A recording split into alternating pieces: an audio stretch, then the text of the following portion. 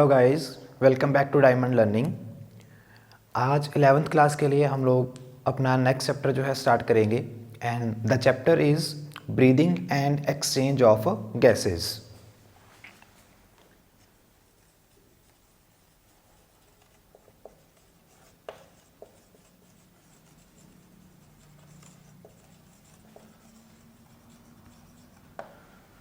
Okay, तो इस chapter के अंदर हम लोग हमारे ह्यूमन रेस्पिरेटरी सिस्टम के बारे में सारा कुछ पढ़ेंगे। ओके, सबसे पहले हमें इस चैप्टर के अंदर ब्रीदिंग और गैसेस एक्सचेंज का मतलब समझना होगा कि इन दोनों टर्म्स का मतलब क्या है। ब्रीदिंग का मतलब होता है सांस लेना। ब्रीदिंग को हम लोग वेंटिलेशन के नाम से भी जानते हैं।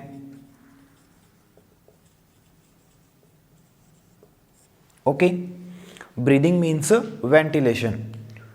ब्रीदिंग के अंदर सिर्फ और सिर्फ हमारी बॉडी के अंदर जो गैसेस है उनका एक्सचेंज चलता है। और हमें पता है कि ह्यूमन बींग्स जो हैं वो ऑक्सीजन को इनटेक करते हैं और कार्बन डाइऑक्साइड को क्या करते हैं, जो एक्सक्रीट आउट करते हैं। ठीक है, तो ये सिंपली हमारा क्या हो जाएगा, ब्रीदिंग हो जाएगा। लेकिन इसमें हमारी एक और टर्म भी आती है जिसको हम लोग बोलते हैं रेस्पिरेशन।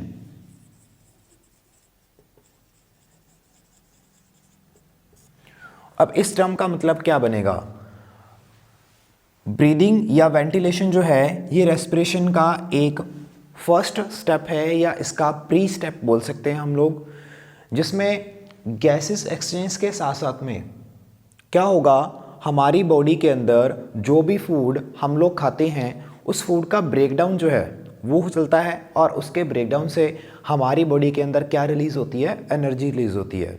ठीक है, तो ये कंप्लीट हमारी क्या बन जाएगी, रेस्पिरेशन की डेफिनेशन बन जाएगी। ठीक है, तो रेस्पिरेशन की डेफिनेशन को दोबारा देखते हैं कि रेस्पिरेशन का क्या मतलब होता है। रेस्पिरेशन में ना सिर्फ हमारी ब्रीदिंग चलेगी, ना सिर्फ हमारे अंदर बॉडी के अंदर गैसेस एक्सचेंज होएगा, बल्कि उस गैसेस एक्सचेंज के कारण हमारी बॉडी के अंदर जो खाया हुआ खाना है, फूड है, उसका ब्रेकडाउन चलता है and it releases energy and in the form of ATP, adenosine triphosphate. ये एनर्जी का एक मॉलिक्यूल होता है। तो इस फॉर्म के अंदर हमारी बॉडी में क्या होगा, ड्यूरिंग रेस्पिरेशन एनर्जी रिलीज होती है। क्लियर है, और इसी एनर्जी से हम हमारे बॉडी की सारी मेटाबॉलिक एक्टिविटीज़ जो हैं उनको परफॉर्म करते हैं। क्लियर है, तो ब्रीदिंग हम मेनली सिर्फ रेस्पायर करने के लिए, जिंदा रहने के लिए नहीं करते हैं। जिंदा हम लोग तभी रह पाते हैं जब हम खाना खाते हैं और उस खाने से हमारी बॉडी को क्या मिलती है, कुछ ना कुछ एनर्जी मिलती है। ठीक है, तो जो एनर्जी है, एनर्जी हमने बात करी है हमारी बॉडी के अंदर एनर्जी ATP की फॉर्म में स्टोर होती है। इस फॉर्म से हमें एनर्जी मिलती है। ठीक है, और इसका फुल फॉर्म जो है आपने पढ़ा होगा लोअर क्लासेस के अंदर भी, इसका मतलब होता है एडेनोसिन ट्राइफॉस्फेट। ठीक है, तो हमें बॉडी को ब्रीथ करने की या वेंटिलेट करने की ज़रूरत क्यों पड़ती है, क्योंकि बिना ब्रीदिंग के हमारी बॉडी के अंदर गैसेस का एक्सचेंज नहीं हो पाएगा, और गैसेस का एक्सचेंज नहीं हो पाएगा तो हमारी बॉडी में जो फूड है उसका ब्रेकडाउन भी नहीं हो पाएगा। एंड फूड का ब्रेकडाउन जब तक नहीं हो पाएगा तो तब तक हमारी बॉडी को एनर्जी नहीं मिलेगी। इसलिए हमें क्या करना पड़ता है, ब्रीथ करना पड़ता है। ब्रीदिंग हमारी बॉडी के लिए जरूरी होता है। क्लियर है, तो वेरियस ऑर्गेनिजम्स के अंदर ब्रीदिंग के लिए क्या होता है, अलग अलग मैकेनिज्म्स जो हैं वो फॉलो किए जाते हैं। ठीक है, तो उन मैकेनिज्म्स के बारे में भी हम लोग देखेंगे। नेक्स्ट हम लोग बात करते हैं कि हमारी बॉडी में जो रेस्पिरेशन है वो किस टाइप की मिलती है और बाकी ऑर्गेनिज्म जो हैं वो किस तरीके से रेस्पायर कर पाते हैं। तो टिपिकली रेस्पिरेशन जो है वो दो टाइप की मिलती है। एक होती है, इसको बोलते हैं एरोबिक रेस्पिरेशन, और दूसरी होती है उसको हम लोग बोलते हैं एनारोबिक रेस्पिरेशन। ठीक है, एरोबिक रेस्पिरेशन जो है इट टेक्स प्लेस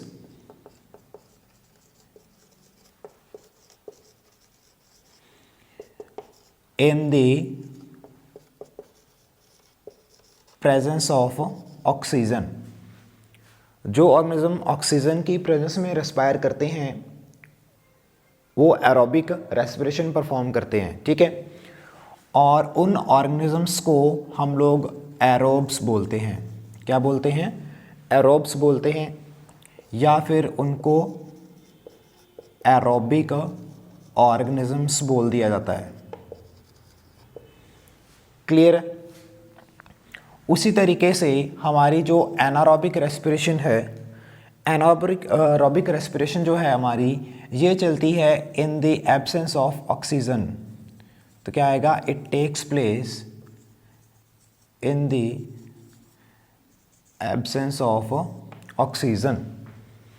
तो ये कुछ लोअर ऑर्गेनिजम्स में जो है मोस्टली चलती है, और एरोबिक ऑर्गेनिजम्स के अंदर भी ये कुछ कंडीशंस के अंदर एनारोबिक रेस्पिरेशन चल सकती है, ठीक है। और जो ऑर्गेनिज्म एनारोबिक रेस्पिरेशन को परफॉर्म करते हैं उनको हम लोग बोलते हैं एनारोब्स,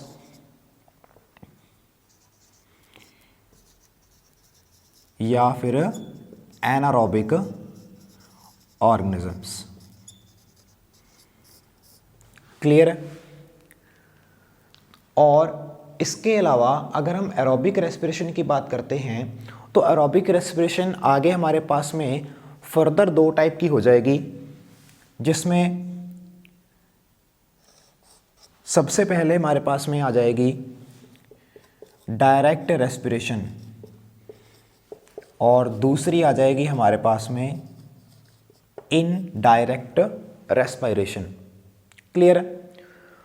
तो डायरेक्ट रेस्पिरेशन में हमारे पास में क्या चीज़ चलेगी?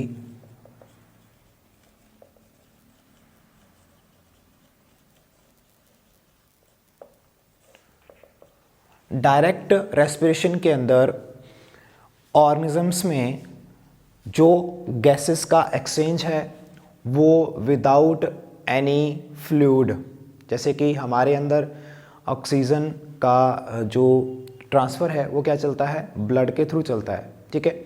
तो इन ऑर्गेनिजम्स के अंदर विदाउट एनी फ्लूइड या ब्लड अगर गैसेस का क्या चलता है? ट्रांसपोर्ट होता है, तो वो होता है बिल्कुल डायरेक्ट रेस्पिरेशन, ठीक है। तो ये जो है कुछ आर्थ्रोपोड्स के अंदर, कुछ एनिलीड्स के अंदर और कुछ क्रस्टेशियंस के अंदर और कुछ एरोबिक बैक्टीरिया के अंदर ये डायरेक्ट रेस्पिरेशन देखने को मिल जाएगी। क्लियर है? दूसरे नंबर पर हमारे पास में जो इनडायरेक्ट रेस्पिरेशन है,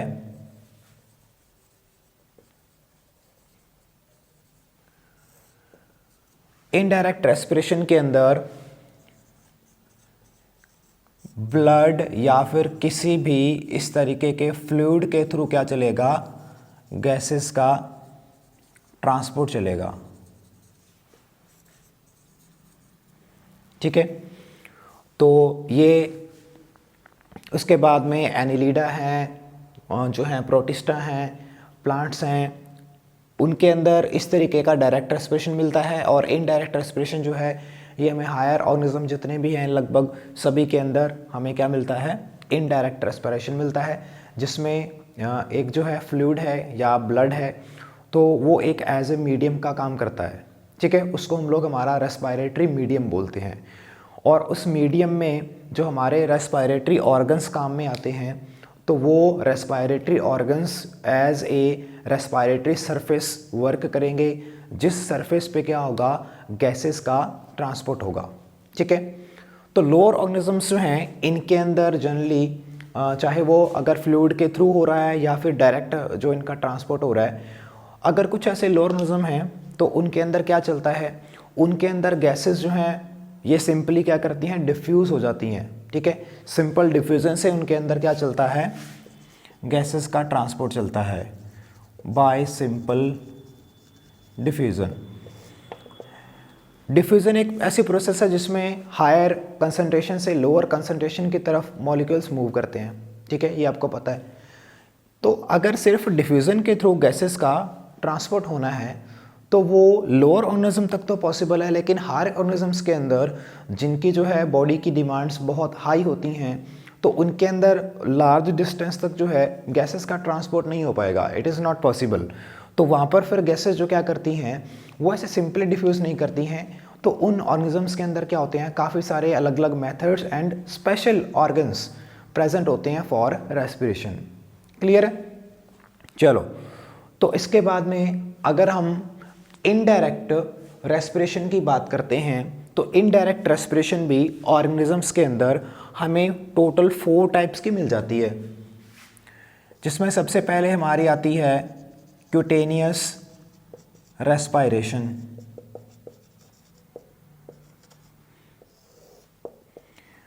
क्यूटेनियस रेस्पिरेशन जो है वो चलती है स्किन के थ्रू, ठीक है। और इसमें जो स्किन है वो स्किन क्या रहती है, स्किन मॉइस्ट रहती है। गैसेस के ट्रांसपोर्ट के लिए इसका स्किन का क्या रहना ज़रूरी है, मॉइस्ट रहना ज़रूरी है, ठीक है। और ये जो है land as well as water के अंदर, दोनों के अंदर परफॉर्म कर सकती है। तो इसमें जो है कुछ जैसे हमारे एम्फीबियंस हैं,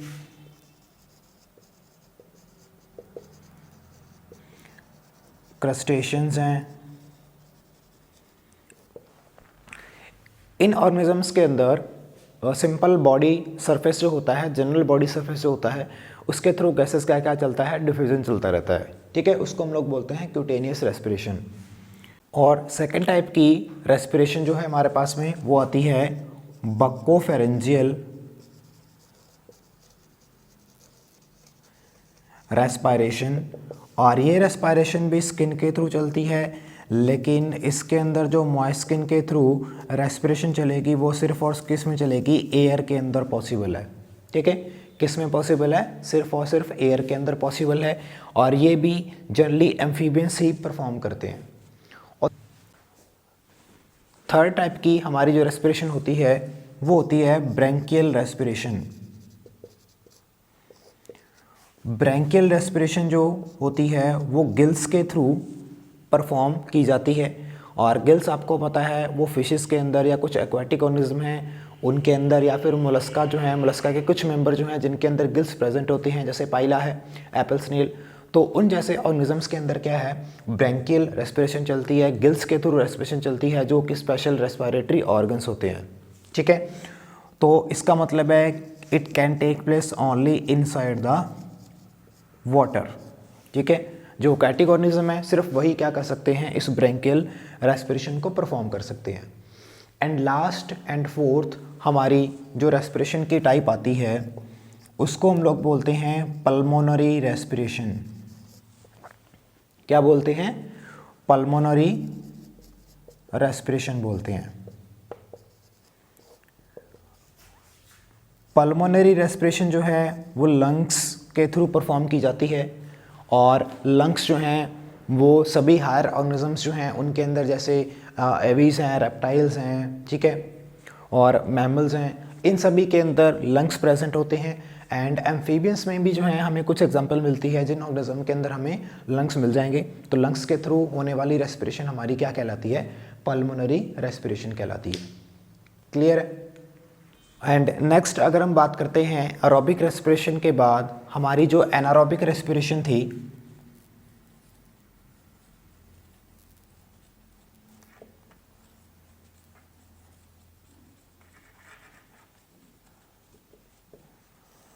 एनारोबिक रेस्पिरेशन हमने कही थी ऐसी रेस्पिरेशन है जो ऑक्सीजन की एब्सेंस में चलती है, ठीक है। और ये हमें कुछ सर्टेन बैक्टीरिया के अंदर देखने को मिल जाएगी, और कुछ एरोबिक ऑर्गेनिज्म होते हैं तो उनमें भी कुछ सर्टेन कंडीशन में देखने को मिल जाएगी, ठीक है। तो इसमें हमारी जो फंजाई होती है, फंजाई में हमें एक एग्जांपल देखने को मिलती है यीस्ट की, है ना। तो यीस्ट क्या करता है, यीस्ट एनारोबिकली रेस्पायर करता है, ओके।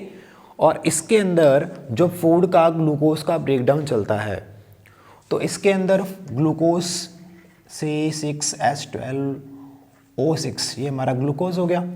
इसके ब्रेकडाउन से क्या बनता है, इसके ब्रेकडाउन से बनता है अल्कोहल, ठीक है, और कौन सा अल्कोहल बनेगा, इथाइल अल्कोहल बन जाएगा, इथाइल अल्कोहल, या फिर इसको हम लोग इथेनॉल भी बोल सकते हैं, है ना। CH3CH2OH या फिर इसको C2H5OH, ये हमारा जो है इसका दूसरे तरीके से इसे लिखने का मेथड हो जाएगा, तो कैसे मर्जी लिख लो। तो इसका मतलब है यीस्ट के अंदर एनारोबिकली रेस्पिरेशन से क्या बनेगा, इथाइल अल्कोहल बनेगा, और साथ में जो है कार्बन डाइऑक्साइड और कुछ अमाउंट ऑफ क्या होगा, एनर्जी रिलीज हो जाएगी। उसी तरीके से कुछ बैक्टीरिया हैं या कुछ सर्टेन पैरासिटिक वर्म्स होते हैं जैसे एस्कैरिस है, ठीक है, तो उनके अंदर क्या चलता है, उनके अंदर इसी तरीके से ग्लूकोज के ब्रेकडाउन से लैक्टिक एसिड प्रोड्यूस हो जाता है। क्या प्रोड्यूस होता है, लैक्टिक एसिड प्रोड्यूस होता है, ठीक है, और इसमें एनर्जी तो रिलीज होती है बट इसके अंदर कार्बन डाइऑक्साइड जो है वो रिलीज नहीं होती है, ठीक है। तो ये कुछ हमें एग्जांपल मिलती हैं जिनमें हमें एनारोबिक रेस्पिरेशन देखने को मिलती है। एंड ह्यूमन बीइंग्स में हमारे जो मसल सेल्स होते हैं, ठीक है, ह्यूमन बीइंग हमारे जो मसल सेल्स होते हैं, तो उनमें भी हमारे कई बार क्या है, एनारोबिक रेस्पिरेशन चलती है जिसमें सेम लैक्टिक एसिड ही हमारे मसल सेल्स में भी प्रोड्यूस होता है, ठीक है।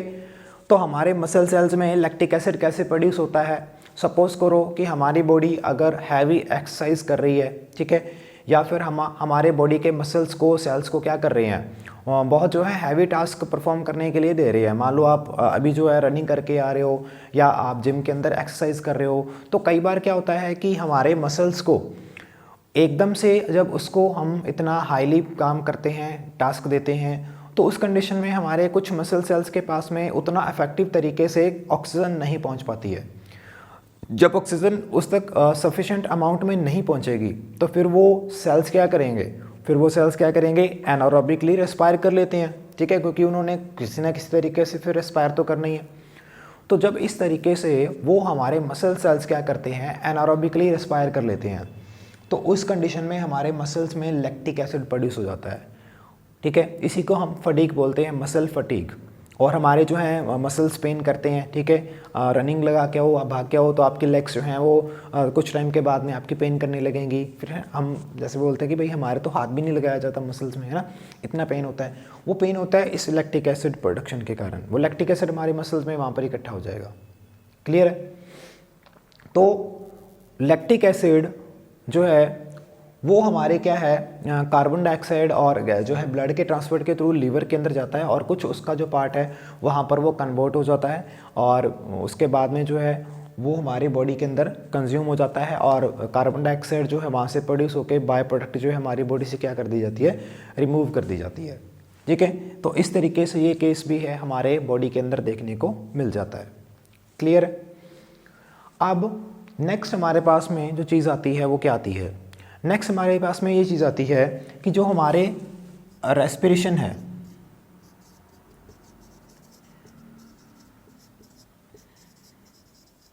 ये कुछ मामलों में बर्निंग से रिजेंबल करती है। बर्निंग क्या होती है, सिंपल, अगर हम किसी भी चीज़ को बर्न करते हैं, जलाते हैं, है ना, किसी कागज़ को जलाया, किसी लकड़ी के टुकड़े को जलाया, कुछ भी जलाया, बर्निंग होती है।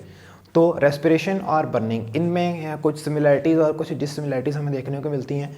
जैसे कि बर्निंग है, अगर बर्न करते हैं तो उसमें भी किसी चीज़ का क्या होता है, कैटाबॉलिज्म होता है, और रेस्पिरेशन में भी हमारा क्या है, फूड का कैटाबॉलिज्म ब्रेकडाउन चलता है, ठीक है। बर्निंग और रेस्पिरेशन दोनों को ही परफॉर्म करने के लिए क्या ज़रूरी होता है, ऑक्सीजन चाहिए होती है, ठीक है। तो ऑक्सीजन की रिक्वायरमेंट इन दोनों के लिए कॉमन है। सेम बर्निंग में भी कार्बन डाइऑक्साइड प्रोड्यूस होती है, और रेस्पिरेशन में भी क्या प्रोड्यूस होती है, कार्बन डाइऑक्साइड प्रोड्यूस होती है, ठीक है। तो ये कुछ इनके अंदर सिमिलैरिटीज़ देखने को मिलती हैं, बट कुछ हमें इनके अंदर भाई बहुत सारी डिससिमिलैरिटीज़ भी हैं। जैसे बर्निंग है, बर्निंग में क्या है, एकदम से मॉलिक्यूल्स क्या करते हैं, बर्न करते हैं, ठीक है। लेकिन रेस्पिरेशन के अंदर क्या है, स्लो एंड स्टडी प्रोसेस है, तो इसमें मॉलिक्यूल क्या करते हैं, धीरे धीरे स्टेप वाइज जो है उनका ब्रेकडाउन चलता है, एकदम से सारी चीज़ जो है वो ब्रेक नहीं होती है। ऐसे ही रेस्पिरेशन में जो एनर्जी है वो बहुत स्लोली रिलीज होगी, स्टेप बाय स्टेप रिलीज होगी, लेकिन बर्निंग में एकदम से क्या है, एनर्जी रिलीज हो जाएगी और हाई अमाउंट ऑफ एनर्जी जो है सडन इसके अंदर प्रोड्यूस होगी, इसके अंदर लो प्रोड्यूस होगी और स्लो प्रोड्यूस होगी। नेक्स्ट क्या है कि बर्निंग के दौरान, बर्निंग में क्या होगा, जब एकदम से जो एनर्जी प्रोड्यूस होती है तो उसका लार्ज अमाउंट जो है वो एज ए हीट क्या हो जाएगा, जो है रिमूव हो जाएगा। लेकिन हमारी बॉडी में हम रेस्पायर करते हैं तो इसमें बहुत ही कम लेवल जो होता है वो हीट के थ्रू रिलीज होता है और बाकी सारी की सारी एनर्जी जो है वो हमारी बॉडी के अंदर काम आती है, स्टोर होती है, और वो बताया कि हमें एटीपी की फॉर्म में स्टोर होती है। और बर्निंग के अंदर एज सच कोई भी हमें जो तरीका नहीं मिलता कि उसके अंदर जो एनर्जी ऐसे स्टोर हो सकती है। तो इस तरीके से रेस्पिरेशन और बर्निंग में कुछ कुछ चीज़ों की हमें सिमिलरिटीज़ मिलती है, लेकिन काफ़ी ज़्यादा हमें क्या मिलती है, डिससिमिलरिटीज़ भी देखने को मिल जाती हैं। ठीक है, नेक्स्ट हम लोग करेंगे अडैप्टेशंस फॉर गैसेस एक्सचेंज।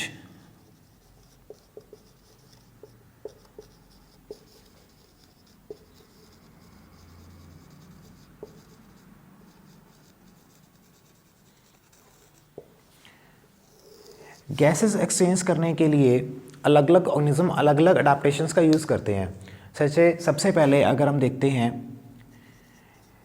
हमने कहा कि जो ऑर्गेनिजम्स स्किन के थ्रू रेस्पायर करते हैं तो उनमें एक कंडीशन क्या रहनी चाहिए कि सरफेस जो है वो मॉइस्ट रहनी चाहिए। ये लगभग सभी रेस्पायरेटरी ऑर्गेनिजम्स जो हैं उनके अंदर फॉलो होता है, चाहे वो डायरेक्ट इनडायरेक्ट मेथड से करते हैं, किसी भी तरीके से करते हैं। तो गैसेस एक्सचेंज जो डिफ्यूज़न के थ्रू होता है तो उसके लिए पहली सबसे फॉरमोस्ट कंडीशन ये होती है कि मॉइस्ट सरफेस की ज़रूरत पड़ती है। ठीक है, उसके बाद में सेकंड कंडीशन जो है इसके अडेप्टेशन की ये है कि इनमें जो ऑक्सीजन का और कार्बन डाइऑक्साइड का PO2 मतलब इनका जो पार्शियल प्रेशर है उसके बीच में हमें एक डिफरेंस जरूर चाहिए होगा, क्योंकि तभी डिफ्यूज़ कर पाएंगी गैसेस। डिफ्यूज़न आपको पता है हायर कंसनट्रेशन से लोअर कंसनट्रेशन से चलता है, तो कंसनट्रेशन में जब डिफरेंस जब तक नहीं होगा तब तक ये रेस्पिरेशन परफॉर्म नहीं हो सकती है। ठीक है, नेक्स्ट ये है कि सर्टेन ऑर्गेनिजम्स क्या करते हैं, स्पेशली जो इनडायरेक्ट रेस्पायरेशन करते हैं, जिनमें कोई मीडियम की ज़रूरत पड़ती है जिसके थ्रू गैसेस का एक्सचेंज जो है चलता रहता है बॉडी के अंदर। ठीक है, तो उन ऑर्गेनिज्म से में क्या मिलता है, गैसेस का एक्सचेंज करने के लिए कोई फ्लूइड प्रेजेंट होता है या ब्लड प्रेजेंट होता है।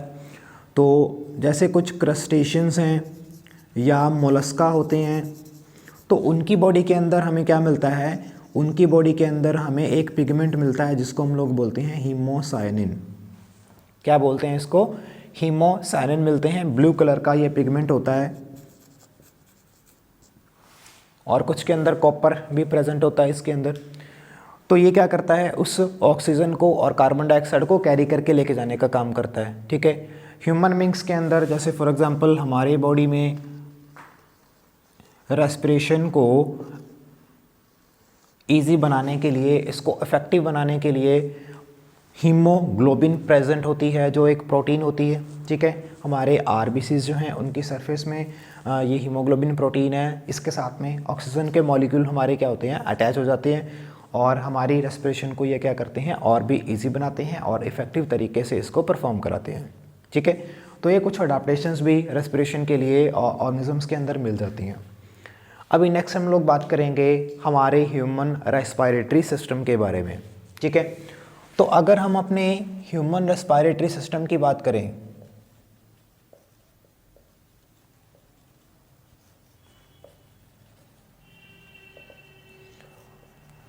तो ह्यूमन रेस्पिरेटरी सिस्टम जो है it is composed of 2 parts. इसमें एक तो हमारी क्या आ जाएगी, एक तो इसमें हमारी आ जाएगी रेस्पिरेटरी ट्रैक और सेकंड इसमें हमारा आ जाएंगे रेस्पिरेटरी ऑर्गन्स, जो मेन ऑर्गन्स होते हैं जहाँ पर एक्चुअल में एक्सचेंज चलता है गैसेस का। क्लियर है? तो रेस्पिरेटरी ट्रैक के अंदर हमारी क्या क्या चीज़ें आएंगी, रेस्पिरेटरी ट्रैक के अंदर सबसे पहले तो हमारे जो हैं एक्सटर्नल लेयर्स आती है।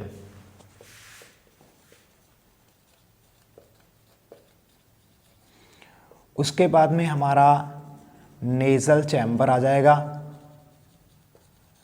ठीक है। नेज़ल चैम्बर या नेज़ल कैविटी जो है वो हमारी आती है। इसके बाद में हमारा फेरिंक्स आता है।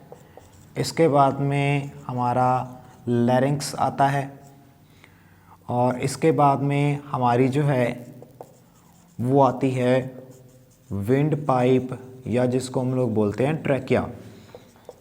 और लास्ट में हमारी आती हैं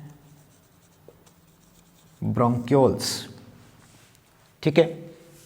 यहाँ तक हमारी जो है रेस्पिरेटरी ट्रैक चलती है। तो रेस्पिरेटरी ट्रैक में सिर्फ क्या काम चलेगा, इसमें जो है गैसेस ट्रांसपोर्ट होती हैं एंड रेस्पिरेटरी ऑर्गन्स हमारी बॉडी में आपको पता है सांस लेने के लिए हमारी बॉडी क्या करती है, हमारी बॉडी में लंग्स प्रेजेंट होते हैं, ठीक है। ये हमारे मेन रेस्पिरेटरी ऑर्गन्स हैं जिनमें क्या चलता है, गैसेस का ट्रांसपोर्ट चलता है। क्लियर। तो एक्सटर्नल लेयर्स हमारे जो हैं, एक्सटर्नल लेयर्स क्या काम करते हैं, एक्सटर्नल लेयर्स के थ्रू हमारी बॉडी में जो एयर क्या करती है, एंटर करती है। तो इस एक्सटर्नल लेयर्स में हमारे नेज़ल चैम्बर आ जाते हैं। नेज़ल चैम्बर हमारे 2 होते हैं और ये दोनों के दोनों नेज़ल चैम्बर, इनमें हेयर प्रेजेंट होते हैं, नेज़ल हेयर्स जिनको बोल देते हैं, ठीक है। इनमें क्या प्रेजेंट होंगे, नेज़ल हेयर्स प्रेजेंट होंगे। ये नेज़ल हेयर क्या काम करते हैं, हम जब रेस्पायर करते हैं तो हमारे उस रेस्पिरेशन के दौरान जो एयर है उसमें काफ़ी ज़्यादा इम्प्योरिटीज़ प्रेजेंट होती हैं। तो उन इम्प्योरिटीज़ को ये हेयर क्या करते हैं, ट्रैप कर लेते हैं और उनको आगे हमारे रेस्पिरेटरी ट्रैक में एंटर नहीं करने देते हैं। क्लियर है। और ये दोनों नेज़ल चैम्बर जो होते हैं ये एक दूसरे से क्या होते हैं, सेपरेटेड होते हैं। और सेपरेटेड जिस चीज़ से होते हैं उसको हम क्या बोलते हैं, नेज़ल सेप्टम बोलते हैं, ठीक है। भाई हमारे नेज़ल चैम्बर हैं दोनों तो आपस में सेपरेटेड हैं, तो वो क्या कहलाता है, नेज़ल सेप्टम कहलाता है। क्लियर है। उसके बाद में नेज़ल चैम्बर, नेज़ल कैविटी फिर वो आगे जाके खुलता है हमारे फेरिंक्स में, ठीक है। फेरिंक्स हमारा वो रीजन है जब हम हमारे जो हैं इंटरनल नेयर्स, जैसे नेज़ल चैम्बर है, इसके बाद में यहाँ पर अगर हम ऐड करना चाहते हैं तो हमारे इंटरनल नेयर्स भी ऐड हो सकते हैं यहाँ पर 3rd नंबर में, ठीक है। यहाँ पर हम करना चाहें तो कर सकते हैं इंटरनल नेयर्स। ये इसके बाद में जो हैं ओपन होते हैं। और इंटरनल लेयर्स जो हैं इसके हमें क्या मिलते हैं, एक्चुअल में 3 पार्ट्स देखने को मिल जाते हैं, ठीक है। जिसमें सबसे जो अपर मोस्ट पार्ट होता है उसको हम लोग बोलते हैं नेज़ोफेरिंक्स। उसके बाद में मिडिल वाला जो पार्ट होता है उसको बोलते हैं ओरोफेरिंक्स। और सबसे लोअर वाला जो पार्ट होता है उसको हम लोग बोलते हैं लैरिंजोफेरिंक्स, ठीक है। तो इसका जो नेज़ोफेरिंक्स है वो वाला पार्ट जो है वो हमारी स्वेलोइंग के दौरान जब हम लोग खाना खाते हैं तो उस टाइम पे ये क्या हो जाता है, क्लोज हो जाता है। उसके बाद में ओरोफेरिंक्स और लैरिंजोफेरिंक्स है। लैरिंजोफेरिंक्स जो है वो भी हमारा उस टाइम पे क्लोज हो जाता है बिकॉज फूड पाइप के अंदर हमारे जो है फूड को जो है एंटर ना होने के लिए, रोकने के लिए ये काम में आता है। तो ओरोफेरिंक्स के थ्रू हमारी जो एयर है वो क्या जाती है, सीधा फेरिंक्स के अंदर जाती है, ठीक है। फेरिंक्स और लैरिंक्स ये हमारे वो पार्ट हैं जो हमें जहाँ पर हमारा लैरिंक्स के अंदर वॉइस बॉक्स होता है, ठीक है। तो यहाँ पर हमारे क्या होता है, ये फेरिंक्स और लैरिंक्स दोनों प्रेजेंट होती हैं। तो इसमें हमारी सबसे जो आगे है हमारी क्या आती है, विंड पाइप आती है, ठीक है। ट्रैकिया ओपन होती है और उसके पीछे हमारी फूड पाइप होती है। और इन दोनों के ऊपर क्या होता है, एक कॉमन अपर्चर होता है, स्ट्रक्चर होता है जिसको हम लोग बोलते हैं ग्लोटिस। और इस ग्लोटिस के ऊपर एक कवरिंग होती है जिसको हम लोग बोलते हैं एपिग्लोटिस। क्या बोलते हैं, एपिग्लोटिस बोलते हैं। ये एपिग्लोटिस जो है इसका फंक्शन क्या होता है, ये ऑल द टाइम जब हम लोग रेस्पायर करते हैं तो रेस्पायर हम लोग हमेशा करते हैं, तो ऑल द टाइम ये एपिग्लोटिस जो है ओपन रहता है और हमारी जो विंड पाइप है, ट्रैकिया है, उसको ये क्या करता है, ओपन करके रखता है। लेकिन जब हमने फूड खाना होता है, जब हम स्वेलो करते हैं, तो उस टाइम पे ये जो है फॉर फ्यू मोमेंट्स ये क्या करता है, एपिग्लोटिस हमारी इस विंड पाइप के जस्ट पीछे हमारी क्या होती है, फूड पाइप होती है, इसोफेगस होती है, उसके ऊपर जाकर ये टिक जाता है। ठीक है, जिसके कारण जब हम लोग खाना खाते वक्त भी जो है सांस लेते हैं, तो उस टाइम पे खाना हमारी जो है सिर्फ फूड पाइप में ही एंटर करे, तो इसीलिए वो क्या है, एपिग्लोटिस किसके ऊपर आ जाएगा, हमारी विंड पाइप के ऊपर आ जाएगा और पीछे वाली फूड पाइप है वो खुल जाएगी, तो खाना उसमें ही जाएगा। ये इसका एपिग्लोटिस का फंक्शन होता है। क्लियर है। लैरिंक्स हमारा वॉइस बॉक्स होता है और उसके बाद में ये दोनों ओपन होते हैं हमारी विंड पाइप के अंदर, ट्रैकिया के अंदर। विंड पाइप हमारी जो है लगभग ये 11 से 12 सेंटीमीटर लॉन्ग एक ट्यूब होती है। ठीक है, और जिसके ऊपर हमें जो है कार्टिलेज की रिंग्स मिल जाती हैं, और ये कार्टिलेज की रिंग्स हम लोग आगे डायग्राम बनाकर देखेंगे उसके अंदर। तो इन कार्टिलेज की रिंग्स का फंक्शन भी हम लोग पढ़ेंगे कि ये क्या फंक्शन परफॉर्म करती हैं। तो क्या फंक्शन परफॉर्म करती हैं ये हमारे जो विंड पाइप को, ट्रैकिया को जो है कोलैप्स नहीं होने देती है। ये एक जो है सूटेबल प्रेशर क्रिएट करके रखती है। उतना प्रेशर हमारे जो है विंड पाइप को मेंटेन रखने के लिए, इसकी साइज़, इसके शेप को मेंटेन रखने के लिए ज़रूरी होता है। तो उसकी प्रॉपर फंक्शनिंग के लिए ये कार्टिलेज की रिंग्स इसके ऊपर जो लगी होती हैं, डायग्राम में आपको शो करूँगा, वो ज़रूरी होती हैं। एंड उसके बाद में ये विंड पाइप जो है जब हमारे ऐसे लंग्स में एंटर करती है, तो ये आगे दो पार्ट्स के अंदर डिवाइड हो जाती है, बिकॉज दो लंग्स हमारी बॉडी में है। तो राइट लंग और लेफ्ट लंग के अंदर ये ब्रोंक्यूल्स जो हैं वो आगे डिवाइड हो जाते हैं। ठीक है, तो आइए नेक्स्ट अब हम इसका जो है डायग्राम बनाकर और इसके फिर हम लोग जो लंग्स हैं हमारे मेन रेस्पिरेटरी ऑर्गन, उनकी स्ट्रक्चर उसके बारे में पढ़ते हैं।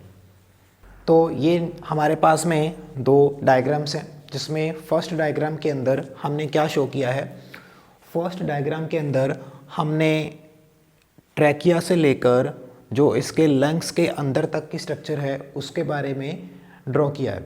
ठीक है, इसमें अगर हम सबसे पहले देखते हैं तो क्या है, ये हमें ट्रैकिया शो की गई है। ठीक है, और उसमें मैंने आपको ब्रोंक्यूल तक जो है बताया था। तो ब्रोंक्यूल्स हम इन कलेक्टिवली सभी को बोल देते हैं, लेकिन अगर हमें एक इसकी डाइवर्जन को बोलना हो तो उसको हम लोग ब्रोंकस का नाम देंगे सिंगुलरली। ठीक है, तो इस ट्रैकिया से ये जो है वो राइट लंग में और ये लेफ्ट लंग के अंदर डाइवर्ज हो जाएगा।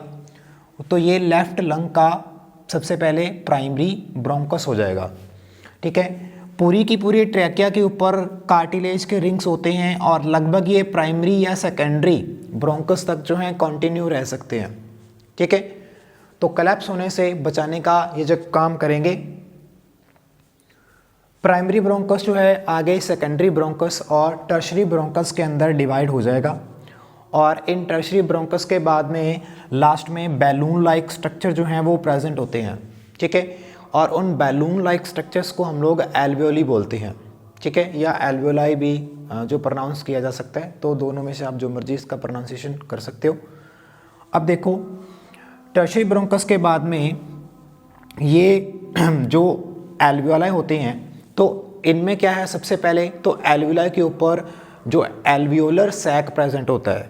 ठीक है, तो एल्वियोलर सैक में अंदर जाकर हमें क्या मिलते हैं, फिर इसके मेन एयर सैक्स मिलते हैं, जहाँ पर उन गैसेस का क्या चलता है, डिफ्यूजन चलता है।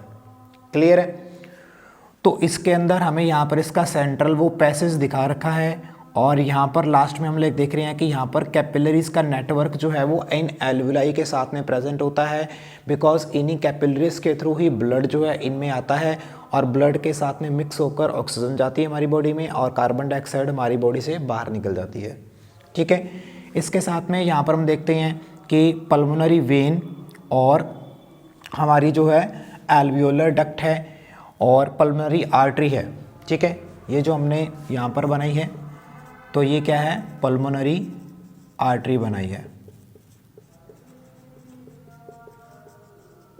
तो आर्टरी और वेन का काम आपको पता ही है हमारी बॉडी में, सर्कुलेटरी सिस्टम में। ठीक है, आर्टरीज क्या करती हैं, ऑक्सीजनेटेड ब्लड को कैरी करती हैं, और जो वेन्स है वो डीऑक्सीजनेटेड को। लेकिन पल्मोनरी आर्टरी और पल्मोनरी वेन्स इसका अपोजिट काम करती हैं, ये सर्कुलेटरी सिस्टम वाले जो है चैप्टर के अंदर आपने पढ़ा होगा, नहीं तो आगे आने वाली क्लासेस में जब मैं आपको वो चैप्टर करवाऊँगा तो उसमें आपको ये चीज़ बता दूँगा। क्लियर है? तो हमारे बॉडी के अंदर जो एयर का पैसेज है, ठीक है, वो एयर का पैसेज हमारी बॉडी में एक्सटर्नल लेयर से स्टार्ट होता है, लास्ट यहाँ तक आकर ख़त्म होता है, ठीक है।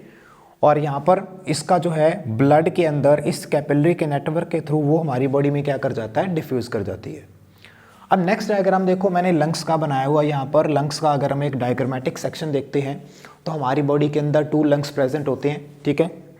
तो ये हमारा बॉडी का जो है राइट लंग हो जाएगा और ये लेफ्ट लंग हो जाएगा, ठीक है।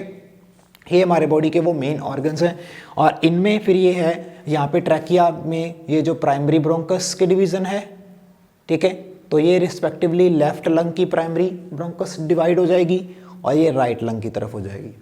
ये आगे जाकर फिर इस तरीके से जो है आपको बिल्कुल लास्ट में यहाँ तक क्या दिखाएंगे, एल्वियोले दिखाएंगे, ठीक है। और एल्वियोले का नंबर जो है वो हज़ारों लाखों में होता है। हमारी बॉडी के अंदर बहुत लाख तक हमें क्या मिलते हैं, एल्वियोलाई देखने को मिलते हैं, जो हमारी बॉडी में क्या करते हैं, जो हमारा रेस्पिरेटरी सरफेस एरिया है उसको इंक्रीज़ करते हैं और इफेक्टिव रेस्पिरेशन में हेल्प करते हैं।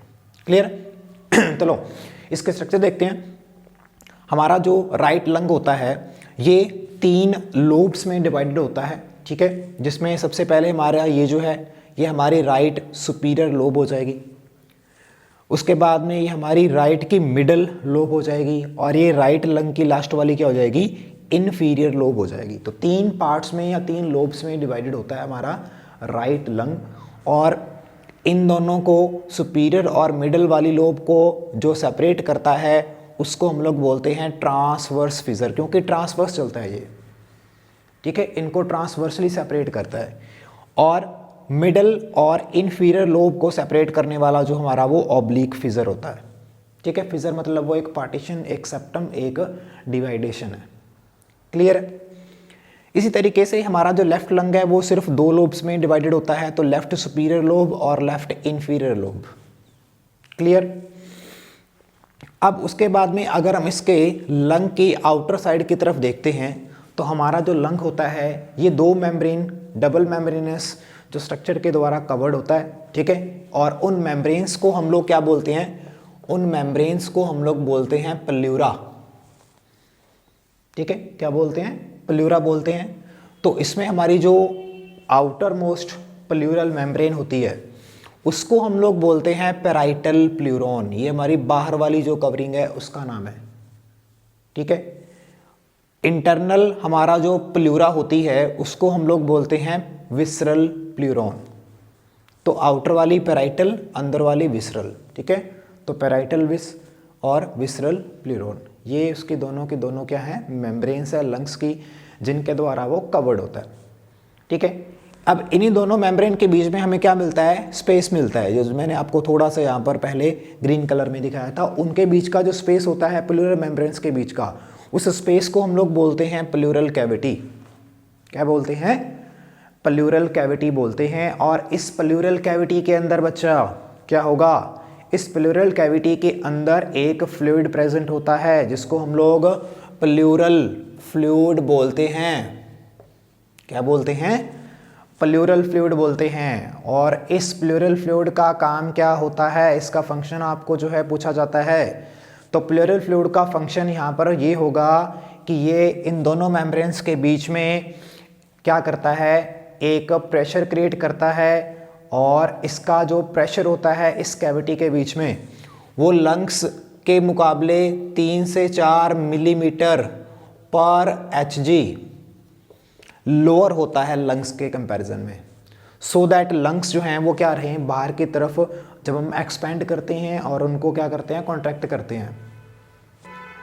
तो जब हम इनको एक्सपेंड और एक्सट्रैक्ट करते हैं तो उस टाइम पे ये क्या करते हैं, इस लंग्स को कोलैप्स होने से बचाता है, ठीक है। ये इसका प्लूरल फ्लूइड का काम होता है।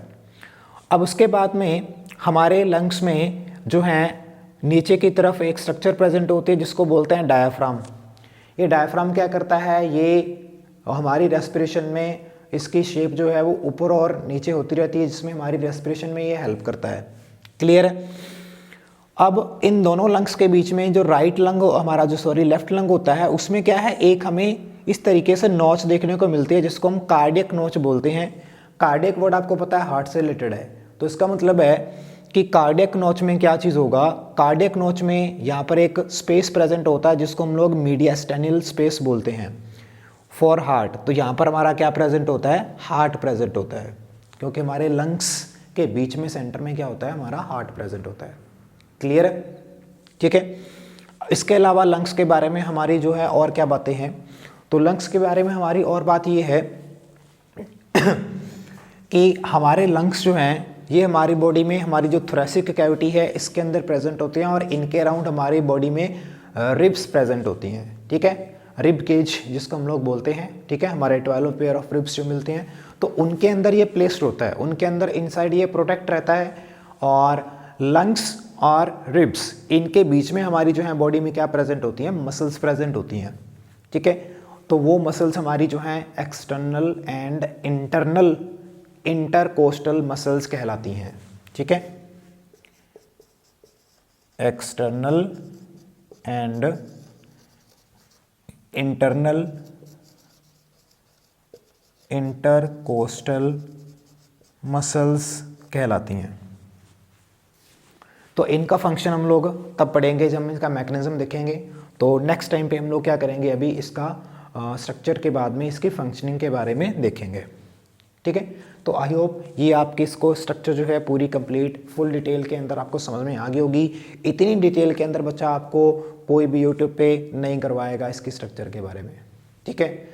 तो ये आपकी फुल जो है नीट लेवल की, कंपटीशन लेवल की फुल डिटेल के अंदर आपको चीज़ें करवाई गई हैं, जो एक भी चीज़ जो है आपको कभी भी कंपटीशन में आपको मिस नहीं करेगी। क्लियर है, ओके।